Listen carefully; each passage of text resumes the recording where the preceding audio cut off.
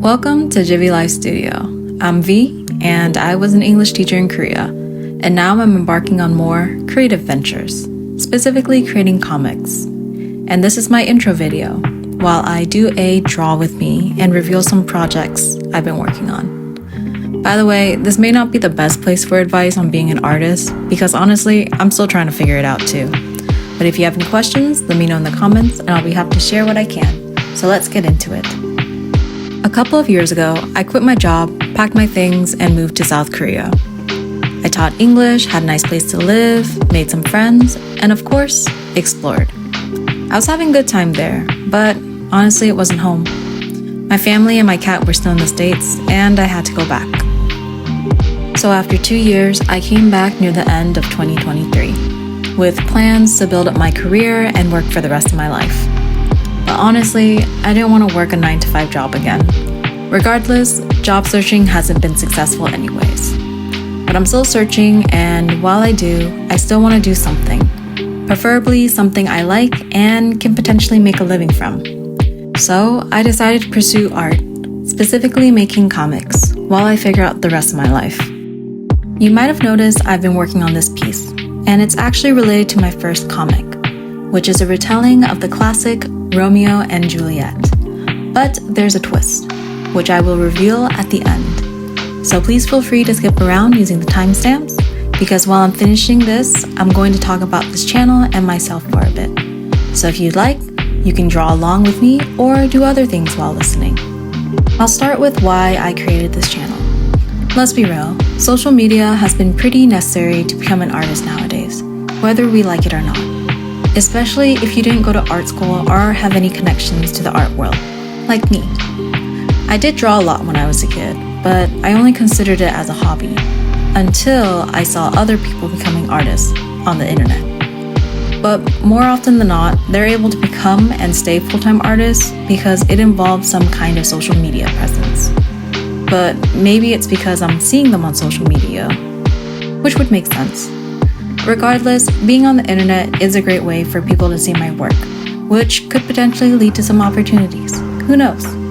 Besides that, I want people to find my work and read my comics, which is what I'm most excited about.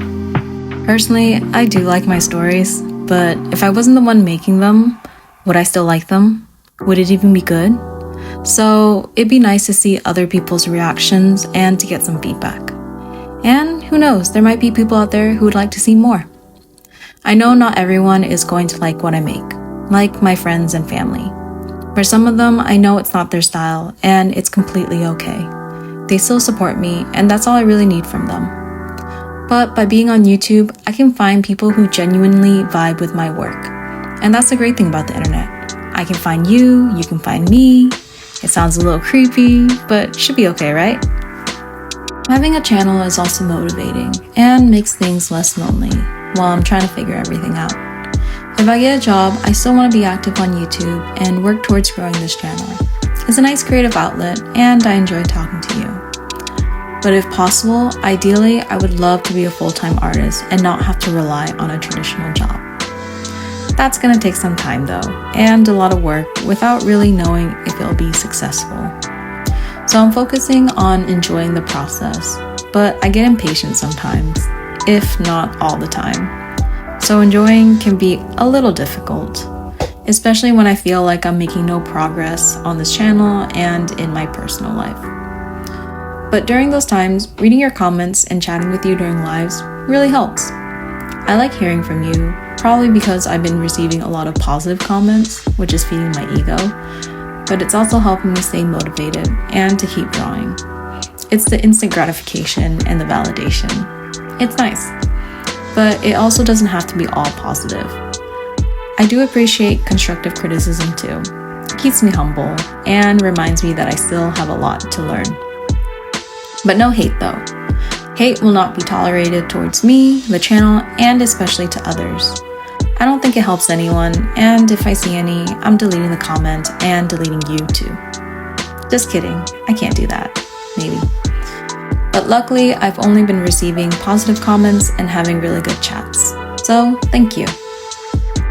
Now let's talk about what you might see on Jivi Life Studio. Since I'm relatively new to YouTube, at least as a creator, I'm still trying to figure out what to do and how to do it in a way that's interesting. So my first few videos may be on the struggle bus, but I am working on improving my filming and editing skills. For the types of videos I'll do, I plan to document my comic making experience and my artwork, along with other creative projects, at least for now. I may end up sharing more of what I like to do and my personal life, since I get distracted easily and start doing other stuff. If I do, I may share things like travel vlogs, language learning videos, book reviews, and food recipes, along with other things. I'm also interested in selling stuff too. Not sure what though, but I'll share the news if and when it comes. But the main focus will be the art. So you'll probably see some fan art challenges, draw with me's, and sketchbook tours. I also want to incorporate some animations and animatics. I find them very entertaining, but making them is another story. I'm in the process of creating some, but it's taken me a while since I'm not too familiar with the mechanics. The motion is just not motioning very well, and is also on the struggle bus. But I am excited to share them. So far, that's pretty much what I have in the works for Jivy Live Studio. If there's something you'd like to see, feel free to let me know in the comments. I know there are a lot of great content ideas, especially for artists, but I forget some of them. Finally, let's get into the comics, starting with my background. One of the earliest comics I ever made was in middle school. I was in 7th grade and I signed up for journalism, which is funny now because I was not a good writer, nor did I enjoy it. My teacher noticed it too, but luckily he was very supportive of the arts and let me do the comic section for the school newspaper. And that was my first and last experience with comics, at least until I was an adult.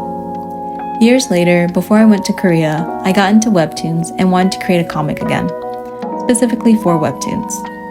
And at that time, I did start one that was about pirates, but I never finished it. When I was in Korea, I tried again, and I wrote some scripts, developed characters, and ended up with 3 more series with a couple of episodes for each.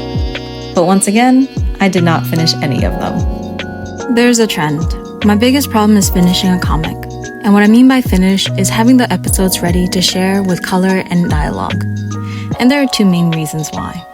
Number 1 would be my lack of experience and art skills. Most of the time I would get to line art but struggle to color and render everything. I wasn't good at it. It took me long to do, and by the end of it looked pretty bad. The effort was just too high with the reward being too low. So while I was making the comics, I stopped working on it as soon as I had to color, and eventually started working on other things. I didn't give up though, I just needed more time and experience. So after a couple years of watching tutorials and practicing how to color, I finally got to an acceptable level. I'm still learning the proper techniques, but it's at a point where I can color my comics without it looking horrible and taking forever to do. Besides my actual art skills, I also didn't know how to make a comic in general. So that added to the whole process being longer. I learned more about that too and finally developed a process that works for me. My way is far from perfect and still needs a lot of tweaking, but if you're interested in my comic making process, let me know in the comments and maybe I can make a video. Now for my second problem, as to why I couldn't finish a comic before, which is the type of story I would try to make. When I get an idea, it starts out simple enough, but the more thought I put into it, the more complex everything gets. When I think I have a one-shot, it evolves into a season, then a 4-part series, and then a never-ending story. And honestly, I'm not sure how long I can commit to a story that no one may ever read. I hate to admit this, but I do need outside incentives, like people liking my work or getting some kind of profit. Because how much I work on something, first depends on how interested I'm in it, and second, if it's wanted by others. If it's only my interest level, then I get distracted with other things and stop all progress, until I become interested in it again. But if there's someone who is looking forward to reading the next chapter, that is enough for me to keep going even if my interest is gone. So for my comic, I need a story that has an end and one that people would actually read. Since my comic is based off of Romeo and Juliet, there are already events that take place and that I can take inspiration from, which can help me stay on track to finishing. Also, since it's a well-known story, it may be more approachable and digestible for people to read, instead of going into a whole new world fresh. Since we're already talking about Romeo and Juliet, let's talk more about it and what my first comic is going to be about. In case you're unfamiliar with Shakespeare's Romeo and Juliet, or need a refresher, the original story is about two young star-crossed lovers, Romeo and Juliet, who come from families who hate each other. Romeo is a Montague and Juliet is a Capulet. For some reason, their families are complete opposites and have been beefing for a long time, to the point where it's on sight if they catch each other outside. But when Romeo and Juliet met and fell in love, they didn't know the other was their family's mortal enemy. And when they did find out each other's identities, they still pursued their love and secretly got married. Long story short, and spoiler alert, they create this plan to be together where they run away and pretend to be gone from this earth. But the plan backfires and they unalive themselves, thinking that the other checked out first. Now they're both gone and everyone is sad, but it leads to the end of the family's feud. A silver lining, I guess, or a cautionary tale. It's a classic and overall entertaining story, but I do have my opinions about it. When I first read Romeo and Juliet, one thing always bothered me, which is how they did not know each other's faces. I mean, if my family has an enemy, I'm going to make sure everyone in my family knows everything about our enemy. But maybe that's just me and my gossiping family, where we know too much about everybody's business. Maybe it's just me, and everyone else is not as concerned. But one critique I have heard is how Romeo and Juliet's love is unrealistic. I understand there's love at first sight, but it was too fast to be long-lasting love that could have led to marriage, with or without the feud. I believe it was more infatuation than love. Romeo was actually crushing on another girl named Rosaline and was looking for her right before he met Juliet. Their love was definitely passionate, but they were also teenagers and probably going through puberty. So, was it worth all the drama? Some would disagree, but they were by no means the villains or at fault. They were just kids. I would say their families were the offenders. That's probably why the story of Romeo and Juliet is not so much a romance, but a tragedy. Their love was strong in the moment, but the hate between their families was stronger. So strong that it cost them their lives. And it's always a tragedy to lose a life, but maybe more so when it was unnecessary or before one's time. Sometimes I wonder what it would have been like if things were different for Romeo and Juliet. What if they did love but chose not to? Or what if their love for their family was the only thing they cared about? Or what if there was no feud and they happily married? Or maybe they carried on the feud. If I were to change Romeo and Juliet, then at a young age, Romeo and Juliet would know their family's rival. And instead of lovers, they were enemies since day one. This is my retelling of Romeo and Juliet, or more like Romeo versus Juliet. In this version, we'll have to see if fate wins and they fall in love, or destroy each other before they get the chance to. Let me know if you like the sound of this by leaving a comment or pressing the like button. I'll be revealing more about Romeo versus Juliet in future videos. Cheers, and thank you for listening to me yap. Adios!